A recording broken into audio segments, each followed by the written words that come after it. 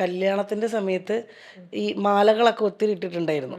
അപ്പോൾ ആ മാല ഇട്ടതിൻ്റെ പേരിൽ പിന്നീട് ഈ സ്ത്രീധനം ഇതിൻ്റെയൊക്കെ പ്രശ്നങ്ങൾ വന്നപ്പോൾ ഞാനൊരു പോസ്റ്റ് ഇട്ടിരുന്നു.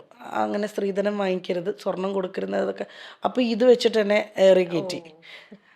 ഇതിപ്പോൾ അന്നത്തെ 23-ാമത്തെ വയസ്സിലെ എൻ്റെ കാഴ്ചപ്പാടായിരിക്കില്ല 33-ാമത്തെ വയസ്സിലെത്തുമ്പോൾ. കാരണം നമുക്ക് അനുഭവങ്ങളും എല്ലാം വ്യത്യാസമല്ലേ.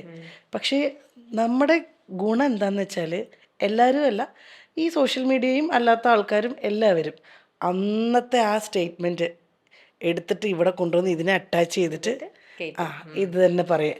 നീ അന്ന് അങ്ങനെ പറഞ്ഞില്ലേ, അതാ ഞാൻ ചോദിച്ചത്. ഞാൻ ചെറുതിലെ കിടന്നു മൊളിന്ന് വെച്ചിട്ട് എനിക്ക് ഇപ്പോൾ കിടന്നുകൊള്ളാൻ പറ്റുമോ? ഞാൻ സീരിയസ് ആയിട്ടാണ് ചോദിക്കണേ. ചുമ്മാ ആലോചിച്ചാൽ നമുക്ക് മനസ്സിലാവും. നമ്മൾ അപ്പാവുന്നതനുസരിച്ച് അല്ല നമ്മൾ മുന്നോട്ട് പോകുന്നതനുസരിച്ച് നമ്മുടെ ചിന്തകളും മാറണം. അത് അവർ സെൽഫായിട്ട് അനലൈസ് ചെയ്യാതെ അവർ ഈ കമൻ്റ് ഇടുന്നവർ ഒരു സെക്കൻഡ് ആലോചിക്കണം. ഇതൊറ്റ സെക്കൻഡ് ആലോചിച്ച് കഴിഞ്ഞാൽ തീരാവുന്ന പ്രശ്നമില്ല. പക്ഷെ അത് ആലോചിക്കില്ല. കാരണം അവർക്ക് ഫ്രസ്ട്രേഷൻ മുഴുവൻ തീർക്കേണ്ട സ്ഥലം ഫേസ്ബുക്കോ ഇൻസ്റ്റാഗ്രാമോ. സോറി, അത് ഞങ്ങൾ വീണാനായിട്ട് കരഞ്ഞു കഴിഞ്ഞാൽ ഞങ്ങൾ താഴെ ഇങ്ങനെ തന്നെ ഇടുള്ളൂ.